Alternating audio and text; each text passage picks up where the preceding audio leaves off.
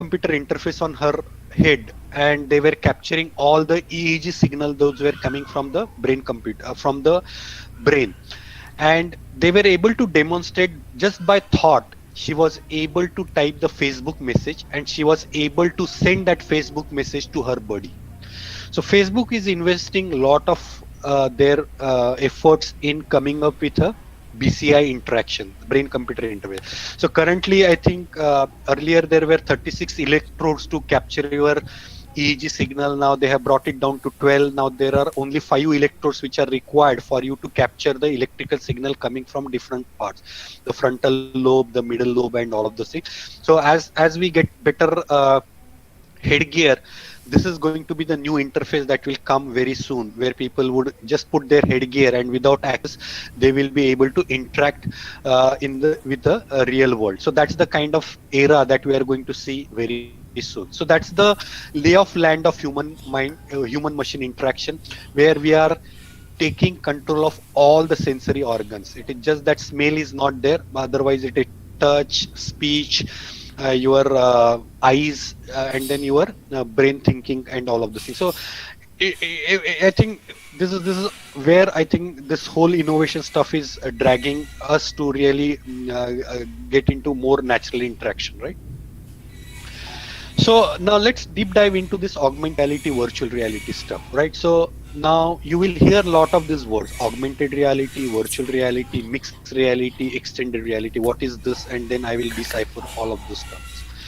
So when I'm talking about, and let's see the spectrum. So what is the spectrum? Now, as I can see here, I'm in front of camera. I'm taking this particular session. There is a slide deck in front of me. This is the physical reality that I'm in.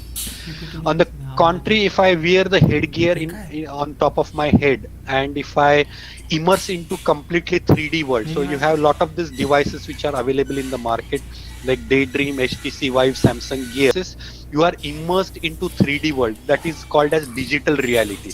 So when the physical reality is where I see everything in front of me, and digital reality is where my I am immersed into a 3D content, so that is called as virtual reality. So this is the spectrum. And the augmented reality is something where the physical world remains at the center, and I'm augmenting the digital content that I need to consume at that point in time. So my interaction is still is with a physical, and then I'm augmenting some digital content. And what are those use cases? I'll talk about that. The virtual reality is that I'm wearing the headset, and there is no connectivity with the physical world. Everything that is being shown by the device is something that is viewable to me. That is the virtual reality. And something that is in the middle is a mixed reality. So that is called as that is a mixed reality, where I can switch between the physical world and the digital world. That is called as mixed reality. And the popular device that is there for such experience is the Microsoft HoloLens, and there are a couple of other devices. And all of this together is called as extended reality. So when I say extended reality, it could be augmented reality, it could be virtual reality, it could be mixed reality. And this is how we are talking about AR, VR, MR, XR. So this is the AR.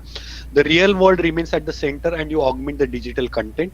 In the virtual world, it is fully enclosed. You have no clue of what's there in front of you. You are completely immersed into 3D world. And mixed reality is where you switch between the physical world and the digital world, right? So this is how AR, VR, MR is there. Now let me play a video, and then you will be able to get the difference. Now let me play this.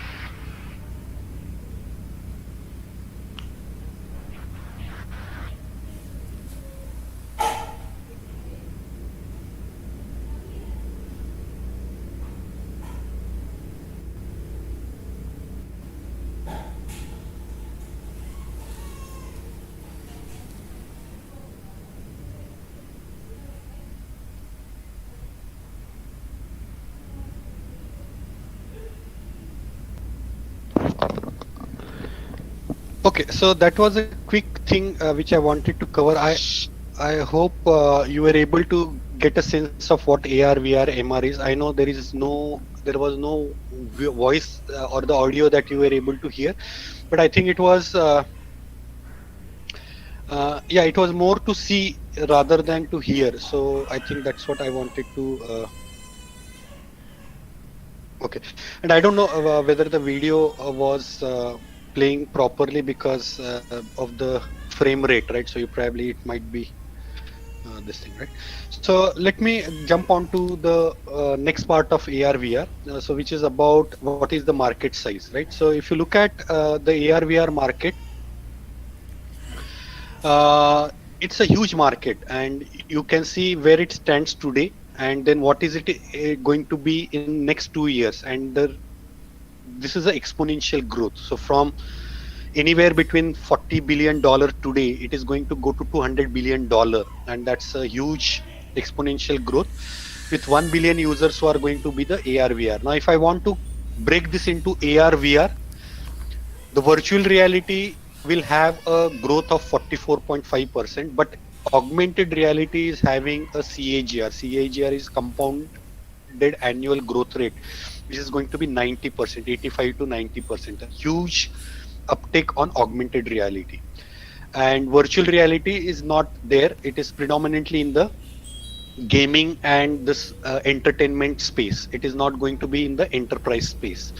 Now, the reason why augmented reality will be more gaining traction than virtual reality, I'll give you some reasons, and we still need to find the solution. So when you immerse, you are taken away from the physical world. You cannot isolate yourself. Your brain is not trained to isolate yourself from the physical world for more than 4 or 5 minutes. Okay.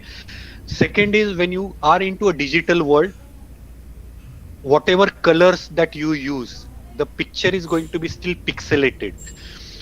Our humans are able to detect 10 million colors. Through digital technology, you can produce those many colors, but the colors will be still pixelated as against the things that you see in a physical world.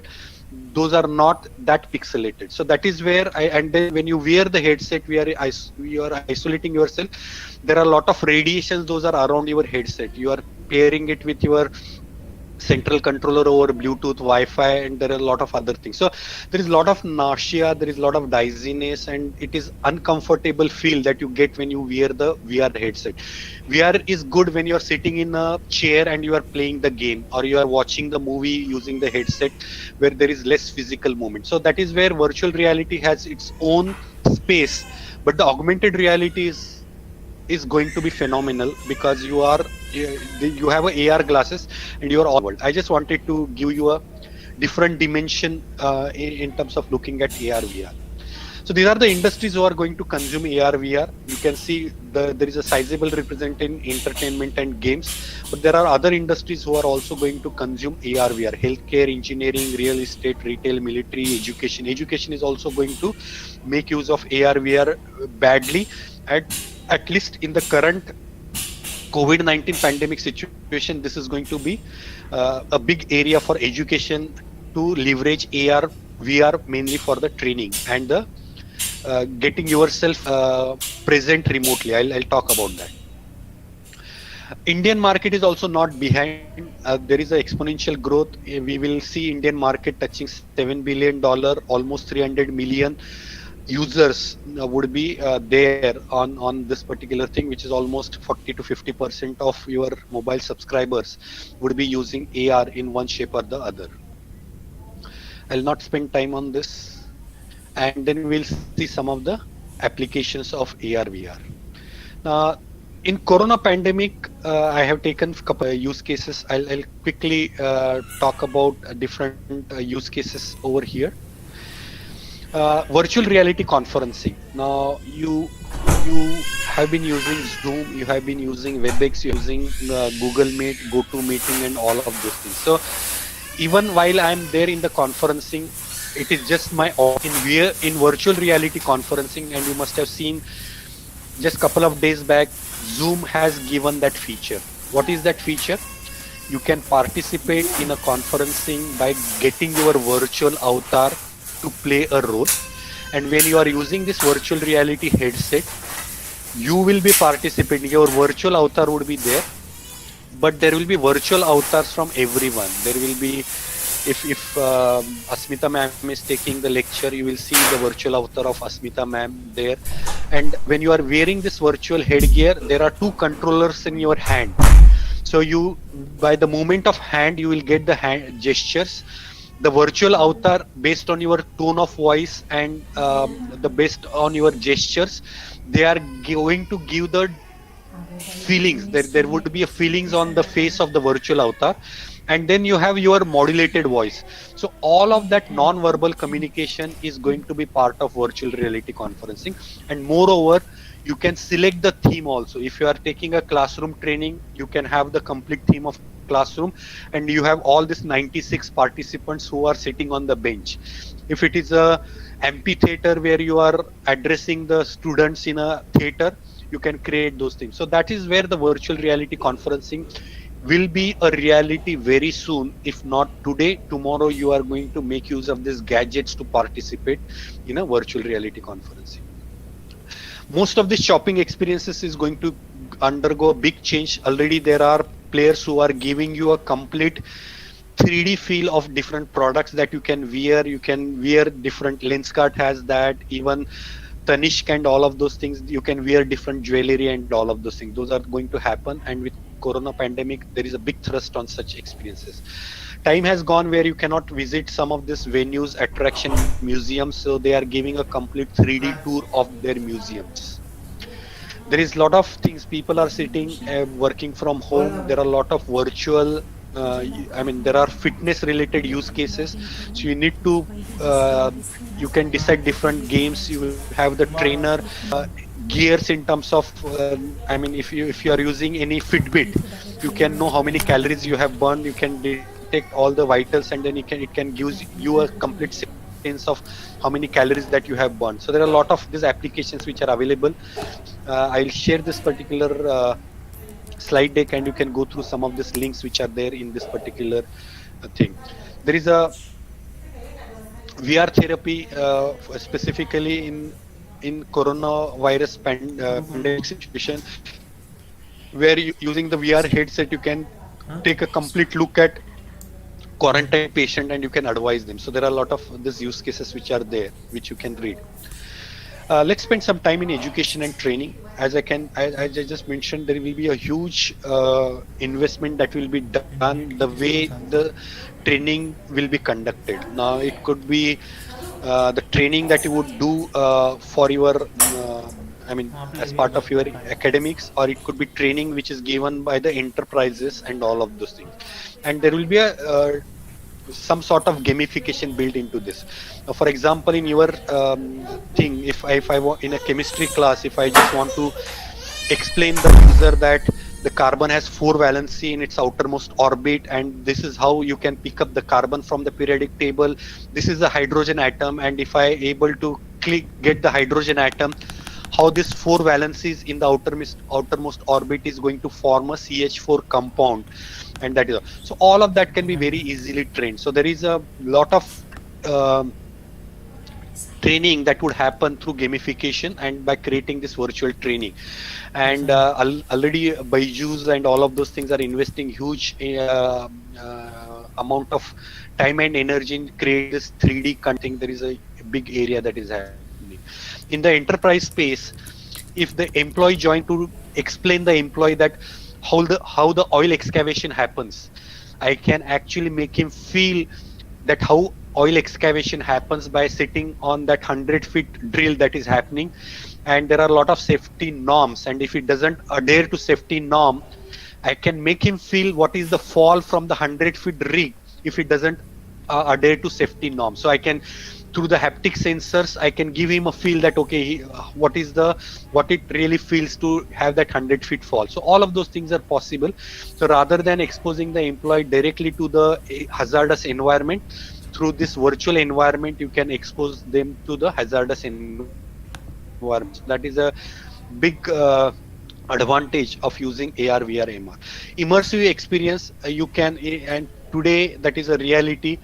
There are, I mean, if you look at this, you can make all the students and the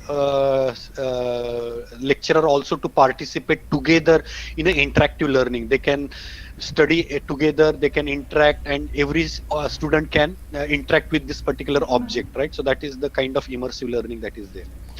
Healthcare industry is again big. I'll probably quickly explain what's happening in the healthcare industry.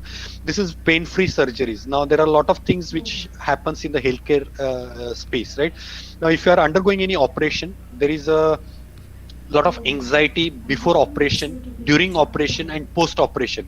So there is a lot of fear, right? So I'm doing my knee replacement, if I'm doing my hip joint replacement, if there is a lady who is taking a labor pain, who is going through this childbirth kind of cycle and all of those things. So there is a lot of anxiety, fear that is there. So what Boston based VR Health, what they have done is that they have created the experiences for you to go through this pre-operation, during operation, and post-operation experiences. So with that experience, you will get all of your anxiety, some excitement that is there, all of that fear will be taken away by building those experiences, right? So you can read through some of the other use cases. This is again body mapping. Now if you look at any operational things which are happening, if the surgeon is doing the operation, just quick check, are you able to hear me? Can somebody say yes? Are you guys with me? Yes, sir. Yes, sir. Excellent. Now if the surgeon is doing the operation, right, so you have a lot of monitors which are there mounted on the operation theater. You have ECG coming in there, you know how much oxygen is there in your thing, you know what is your blood pressure and all of those things, and it is very difficult for surgeon to whether to monitor those vitals or to do the operation. So what is this Augmetics company that it has done? This is mainly for the spine surgery, right? So you have a vertebra, and you need to do certain your the spine and all of those things. So they do is they just wear the AR glasses. All of your vitals, those are available for that particular patients. Those he can see just in front of him. He need not really monitor those big monitors to check the patient monitor during the operation. So he get to know all those vitals. He actually see a virtual vertebra in front of him when he's doing the drilling, cutting, and all of this thing. So whole of this spine surgery becomes very easy for the surgeon. So this is not only surgery. You take oncology, you take rheumatology, you take any other area. Healthcare is one big area where AR VR is very important. Again, training cuts across everything, right? Be it your medical student, be it your nurse, be it your medical staff, your surgeon, and your interns, and all of those things. A lot of trainings can be imparted to this thing. Industry 4.0, very important for you guys and relevant for the today's topic. Now, when you take any manufacturing industry, the big area is your supply chain, and supply chain is one big area where they are spending huge amount of money. There are a lot of revenue leakages. The way your raw material comes in, how do you manage your inventory? How those goods are moving in your assembly line, your shop floor operation? How the finished good is stored into warehouses, and from where the warehouses, how the goods are distributed. All of this supply chain is very important, and in all of this area, AR, VR can play a very important role. For example, DHL, I'm giving you one example. DHL, even if you look at DHL in India, he carry this smart gadget where he takes your signature after delivery. It does the barcode scanning and all of those things. And if you look at the warehouse part of it, if you go to any warehouses which is not automated, you have the list of consignment that you need to pick up. You need to read those particular consignment. You need to locate that particular consignment in a big warehouse. You need to sequence that particular consignment based on how are you going to visit. If I'm visiting the Kothurud area first in Pune, I need all consignments of Kothurud, then probably Erendaune, and then probably Deccan if I'm moving from Kothurud to Deccan to the other city area. So all of that hassle is removed झालं. when the DHL person in a warehouse needs to pick up. So he wears the AR glasses, it scans the barcode, it tells the user that this is where your consignment is. He picks up that particular consignment. It tells that you need to pick up this next consignment because that is in the same vicinity. Everything is paperless, no paper operation at all. It is the AR glass where he scans the barcode, all the sequencing is done, and he just fills all of his consignment in a tote or a bin, and then he leaves for the distribution. So that's the kind of things that is happening in the warehouse operation. I just talked about one area of the complete supply chain, which is a warehouse, and there are a whole lot of these things that is possible. In the automobile industry, the complete prototype design is done using VR technology, and the Ford uses it. They use the Microsoft HoloLens. All of your machine design or the automobile design is done using the digital technology. And let me tell you, the technology is matured enough where I can create the right material. I can create the texture on that particular digital design. I can select different material. I can have different lights on that material, the reflection, and I can create the complete physical behavior of that material, including the aerodynamic stuff and all of the things. So all of that is possible today in the platforms like Unity, Unreal, all of this platforms which are made available by players like Dassault and all of those things. So all of those designs are possible, and you need to just wear the HoloLens and you can get all of this 3D design available. You can just imagine developing a prototype in a physical form as against developing this prototype in a digital environment, and we call it as digital twins, which is a complete physical replica in a digital world, having all the possible scenarios that you may have in the physical world.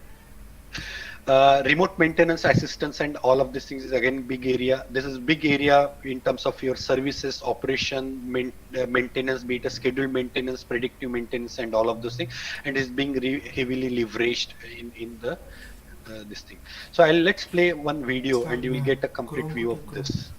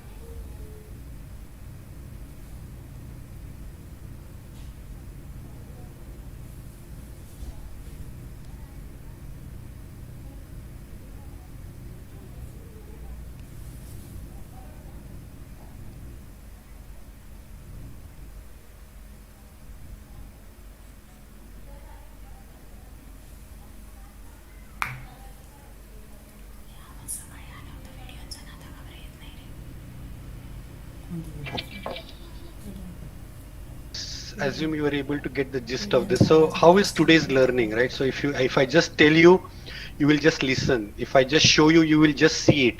But if you need to really learn today, it has to be experiential learning, and that experiential learning is only possible through AR, VR. And today we have a digital channels to get you that experiential learning. And I think that's my advice to the folks who are there, who are representing different education. So with that, I probably will kind of go with a fast pace, and we'll leave last 10 to 15 minutes for question answer. Build this AR VR experiences. I'll touch upon this quickly. So these are the kind of devices those are required for you to really build those experiences and experience those experiences, right? So this is the AR. As you can see, these are the AR small prism there, which you see some of this augmented digital content, and these are the kind of devices that you need for augmented reality. So there is a complete see-through with which you are connected to a physical world.